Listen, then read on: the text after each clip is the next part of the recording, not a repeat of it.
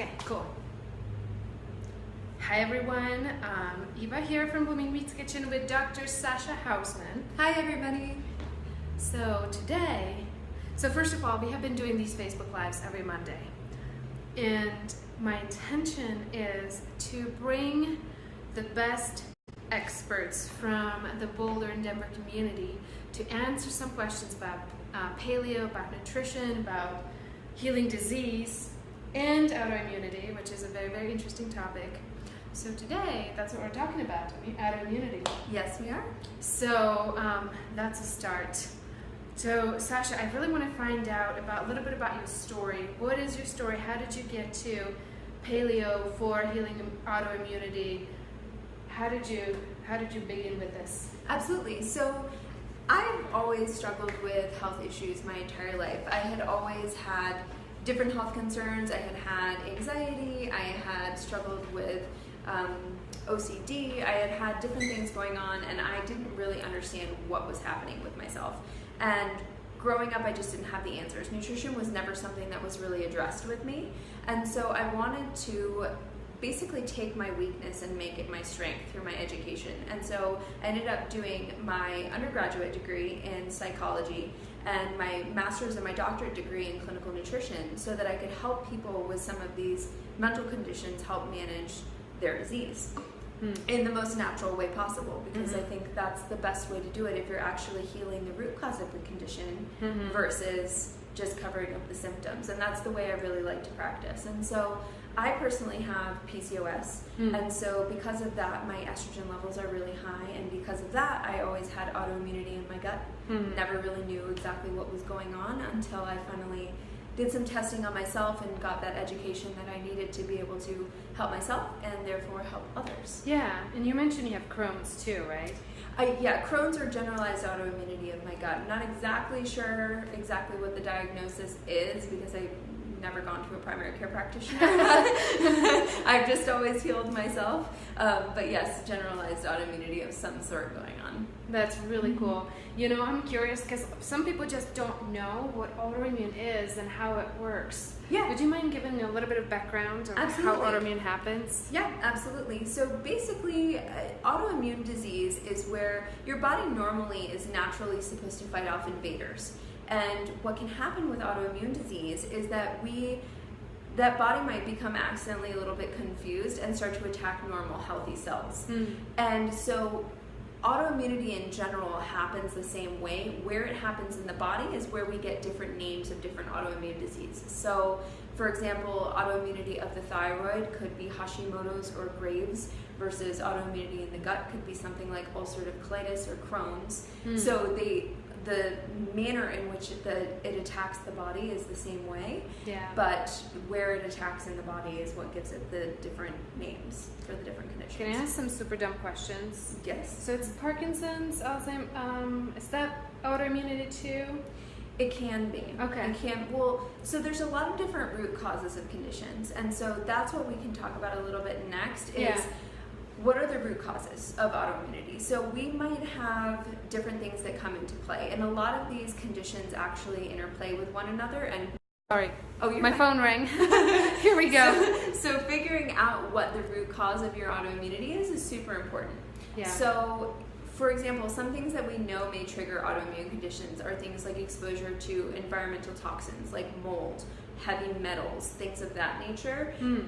Also combined with some of our genetics where we may have a little bit of a predisposition to certain conditions, we may have some of that autoimmunity pop up. So you may have come into contact with mold or heavy metals, or you may have, like me, some hormone imbalances that may be triggering some of your autoimmunity. And with that, you may just be genetically a little bit more susceptible to having some of that autoimmunity happen in different places in the body. And because of that, that's where some of those may come up. So you have certain genes. Yes. And they can get expressed by your environmental. Yes. So like mold and other circumstances and exactly. Okay. So a lot of people think that our genes are really set in stone and that whether we have a gene means that it's happening. If we have this gene for this, we're going to get this disease. And that's not necessarily the case. some genes may give us a little bit more of a predisposition to a certain condition versus another, but it's our impact with the environment, it's our impact with our stress, our mental health, our physical health, all these things come into play to affect whether or not those genes are turned on or off. So really, I mean, that's the whole field of epigenetics and how much that affects our health and our genome and our health consequences in the long run because of it. Interesting. Yeah. So I'm curious about one root cause in specific. There's a lot of talk about leaky gut. Yes. Yeah. Would you mind maybe go over it and explaining about how it works and how nutrition can affect it? Absolutely. So basically what happens is in your intestinal lining, your cells are supposed to be tight against one another. Okay. And what can happen is with leaky gut, sometimes those junctions between the cells can loosen a little bit. And so you basically have holes in your gut. Microscopic, yes. Great. So what can happen, and one of the big proponents of that is zonulin. And gluten is actually what can increase zonulin levels in the system. And so by gluten increasing that zonulin, we have a higher chance of that leaky gut happening, of those cell junctions becoming loosened. And that's where we can get some of that condition happening. Okay, so the way I think about it, and correct me if I'm wrong, everything that's in the gut is not in the body. It's basically, the gut is to filter keep the bad stuff inside the gut and let the good stuff into the body, right? Yeah. So if your gut has holes basically punched into it by the zonulin, then you're getting the bad proteins into the body, and then your body reacts. Correct me if I'm wrong. Okay. Whatever those toxins are. So it could be, toxins from the foods you eat, because that's one of our main elimination systems, one of our main detoxification systems, right? So whether or not they're getting filtered out by the liver, by the kidneys, or whether they're just going out through our feces, what have you, if any of those toxins are getting leaked out, that could be a problem. It could be something as simple as a food sensitivity. So that may just be inflammation that's being caused, maybe not necessarily, a toxin, but causing that inflammation, which is systemic in a lot of disease. And so that's where we can have some of those issues come up from leaky gut as well, just simply from that inflammation. Okay. So this is really great. So how do you go about healing leaky gut? Absolutely. So we look at healing the gut in general. We want to make sure to take out anything that is going to be triggering that condition. So if it's something like autoimmunity, we would maybe be following some sort of autoimmune protocol, whether it's autoimmune paleo, whether it's a Walls protocol, whether it's something along those lines where we're taking out things that we know potentially trigger autoimmune conditions.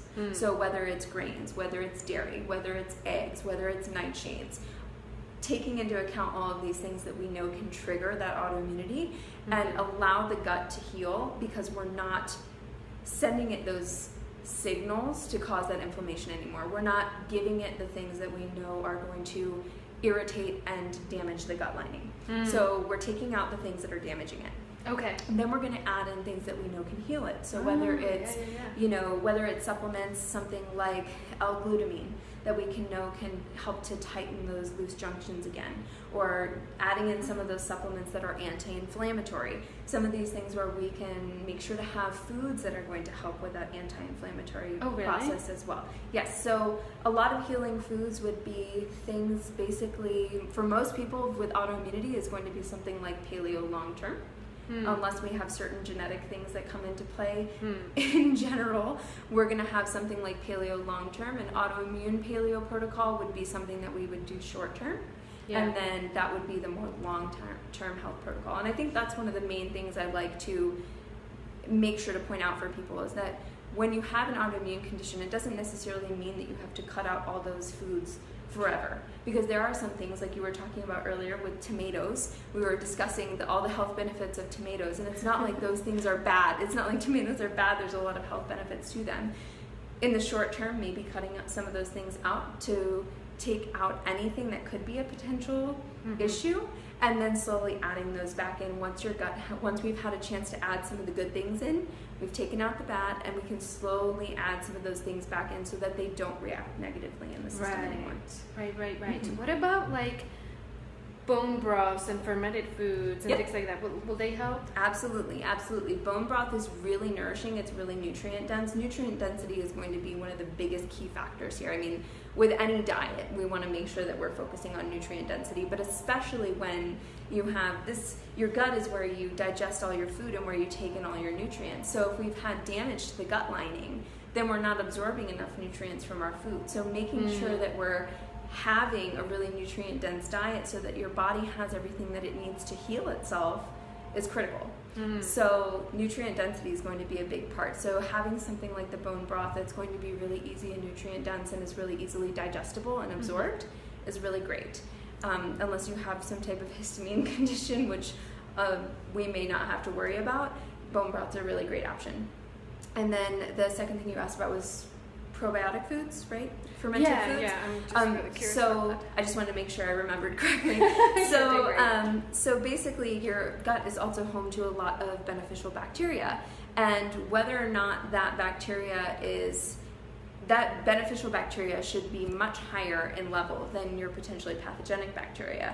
And so we want to make sure that there's a good balance there, because having enough of the good bacteria is going to keep the bad bacteria down, and that in itself is going to help with digestion. And so we want to make sure it's also going to help with a lot of mental conditions, but we can save that for a separate talk because I can talk about that all day long.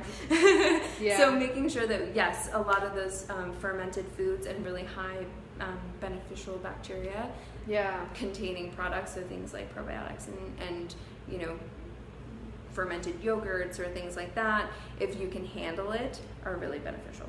Very, very cool. And I feel like we skipped a few steps in here because I think we should just talk a little bit about the difference between paleo and what paleo is versus the autoimmune paleo protocol, and what is some of the things that AIP does not include that paleo does. So basically the paleo diet is going to be something where we have a majority of our intake should be on nutrient dense foods, so things like vegetables, things like fruits. It's going to have a lot of proteins, a lot of animal protein sources in it. The difference with fats, and healthy fats are very important too. Now, what we don't want to have in a paleo diet are things like a lot of refined sugars, any processed chemicals, any unhealthy fats, so things like canola oils and a lot of the vegetable oils, processed oils, things like that. No margarines. Yeah, exactly. And then we also want to be focusing on making sure grains are going to be eliminated, dairy is going to be eliminated, legumes, so things like beans are going to be eliminated from that diet. Whereas the autoimmune protocol then takes that an extra step. A lot of people eat a lot of eggs on a paleo diet, whereas autoimmune protocol, we're not going to have any eggs. So a lot of the breakfast foods are going to be mainly animal protein based, things like sausages and things of that nature. So then on top of that, we won't have nightshades. Nightshades are allowed in the paleo diet. So nightshades would be things like bell peppers and eggplant and tomatoes. Those are pretty common ones. But those would not be allowed in an AIP diet. Is potato a nightshade? That's a good question. Sweet potato is not a nightshade. Yeah. White potato is a nightshade. Isn't that interesting? Yes. And by the way, as we're talking on these little subjects, ashwagandha is an herb that a lot of people take for stress. Ashwagandha is actually a nightshade. So a lot of people I've found that are on these autoimmune protocols that have all these stress issues and are trying to get their stress management up are taking ashwagandha, which is actually nightshade. So if you're following the AIP protocol by that guideline, it's actually not compliant. So that's something I like to throw in there every time I do one of these talks, because usually at least one person who's watching is taking ashwagandha when they're on the AIP. So interesting. I did not know that. Okay, but so your whole thing is go AIP, which is very restrictive. There's no way to beat around the bush. It can be a little bit difficult to cook AIP and all that. But when you heal your gut, can you scale back to just standard paleo? Yes. So I like to make sure that everybody understands that when I put them on this protocol, it's short term. So we like to give the gut a chance to heal. We like to give the body a chance to heal, whether it's getting the autoimmunity down in the brain versus the thyroid versus the other organs in your body, whatever we have that's going on. I feel like autoimmune issues in the gut and the thyroid are two of the main ones I see most commonly in my practice, but there's also obviously a lot of different autoimmune conditions of the skin or what have you. So making sure that we're giving the body a chance to heal before we start adding those things in is really important. But for some people that can be a month. That's all it takes. For some people it may take more like a year. That kind of depends on the person and how long they've been chronically dealing with this issue and how much time it takes their gut to repair. But if it's something that they've caught early on, it might not be something that we have to be on very restrictive for very long at all. And then afterwards we can start to implement some of those foods back into the diet. Very, very cool. So I'm just really curious, how do you work with people in your practice? Let's say somebody comes to your office, says, hey, I have an MS, can you help me? Absolutely. How does it work? Absolutely. So I have people come in, and what I do is I spend the first hour just getting a full health history. I start from your birth. I start from the conditions surrounding your birth, all the way up through all the vaccines, all of the major life events, all of the things that have happened up through your current day concerns, because all of those things interact with, again, your genes and your environment to affect your health. So we start from day one, sometimes a little bit before day one, and go all the way up through your current day's health concerns. And so after we get your full health history, we look at, ideally I like to do testing. Testing is not required, but say somebody comes in and doesn't have a diagnosis. I have a lot of clients that come in, they're like, I have just been dealing with chronic GI issues my entire life. I'm nauseous, I've had constipation, diarrhea, what have you, for years. And I've been to GI specialists and I'm not getting any answers. Medications are helping. What do I do? Yeah. We do some testing, and I have 99% of the time it's some type of autoimmune GI concern, or there's some other GI issues going on that we get addressed, and you actually fix the root cause. Is it mold in the house? Is it heavy metals? Is it just diet and inflammation that's happening? Is it something else that we can address naturally to actually address the root cause of the problem and not just address the symptoms? And that's when we start to get actual healing of the body happening. And people within a couple weeks are coming back to me saying, oh my gosh, I haven't thrown up in weeks, where I've been throwing up at least a couple times a week for years, So having people have that much of a turnaround in such a short amount of time is really rewarding. It's I gotta say, it's miraculous sometimes. Yeah. And I have a story. A long time ago, before I opened this restaurant, I was blogging about paleo, and I didn't know much about autoimmune at the time because I didn't start learning about it because I don't have one. I was learning about it through our customers that come here, and through their requests, we started integrating some of the autoimmune protocol things, right? But this woman, she found me somewhere online, and she started following paleo. Now, this woman has had 34 abdominal surgeries. A lot of her got taken out. She had Crohn's, and the doctors told her, I think this was like April, May, something, she wouldn't live past December. And she just didn't know, nothing. So many drugs, all of it. 2 days after going paleo, she emails me and said, hey, this is the first day I got out of bed without any painkillers. I could move around. It was it just... Sometimes nutrition can really save your life. When it's the building block of your body. I mean, if you think about it, all of the chemical processes that need to happen in your body need nutrients as a precursor, whether it's a certain vitamin, whether it's a certain mineral in a certain form. Yeah. We need to make sure that we have those things, or else the body can't do what it's naturally meant to do. Yeah. It's not meant to have all these deficiencies, and whether those deficiencies happen because we have inflammation and damage in the gut to start, or whether they happen because we're just not getting enough in the diet, fixing where the problem is coming from, a majority of the time fixes the issue without having to take a medication. And there's a time and place for that. I mean, there's a lot of conditions where we need to have a natural approach with a medical approach combined until we get to the point where we can start doing things naturally or what have you. A lot of people need some of those steroids, and so I'm not knocking people who have needed to do that because they didn't realize that that was their condition until years passed, you know? So there's a time and place for everything, but making sure that long term we know, we educate. I feel like that's a big piece of my job, is just educating people of how their body really works and why we need these things, because when you understand why certain foods are detrimental or healing to your body, you're much more likely to stick to that protocol than if you just are told,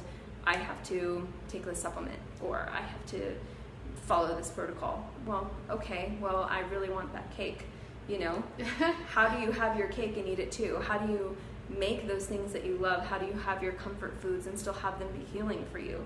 What recipes can we give you to make sure that you're still getting the nutrient density that you need while still enjoying your life? And so that's, I feel like, a big part of what I do.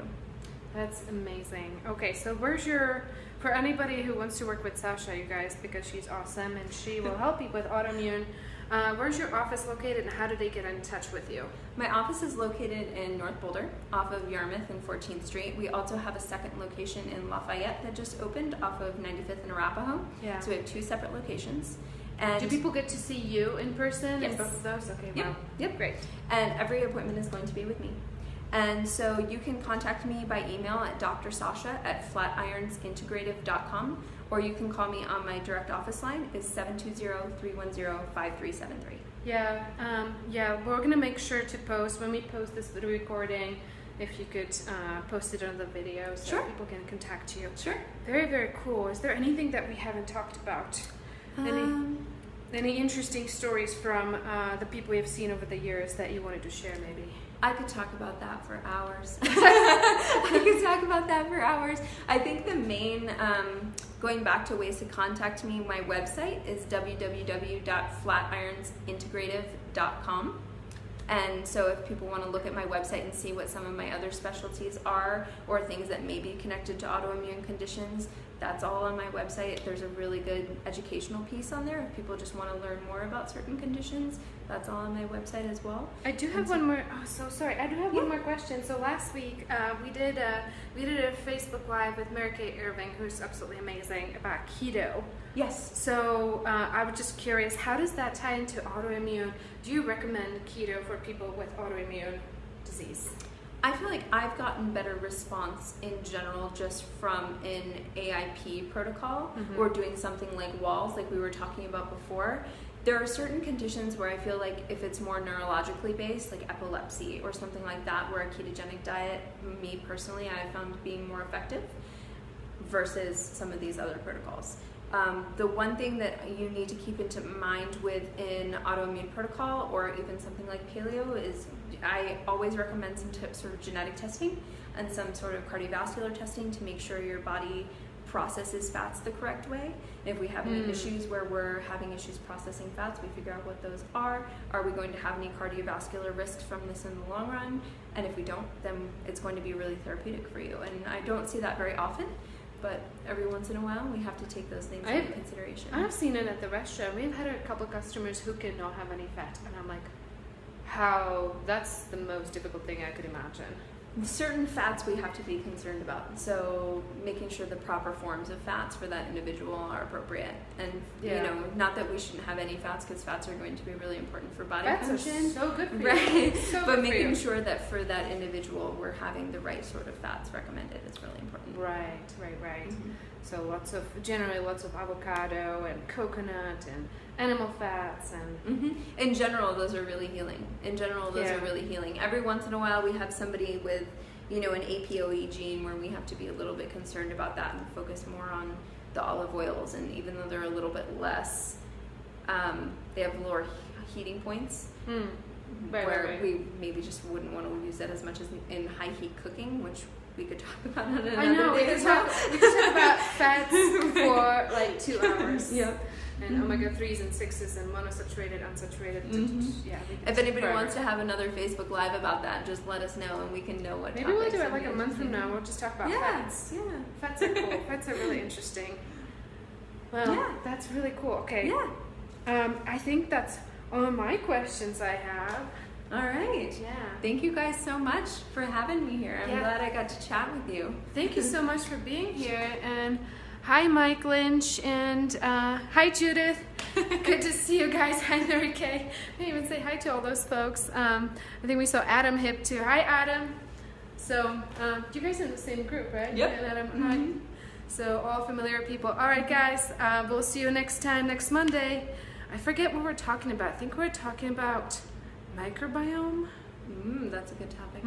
Yeah, and actually, I think so. I'm trying to. So this woman, she's a manager at Fresh Times, and she's amazing. And so she knows a lot about this stuff. So I invited her to join Blooming Beats Fresh Times. Think about microbiomes. That could be really interesting. So I hope that works out. And then we could talk about. At some point, we could talk about fats too. That would be great. Yeah. That would be great. All right, guys. We'll see you next week. Thank you for watching. Bye.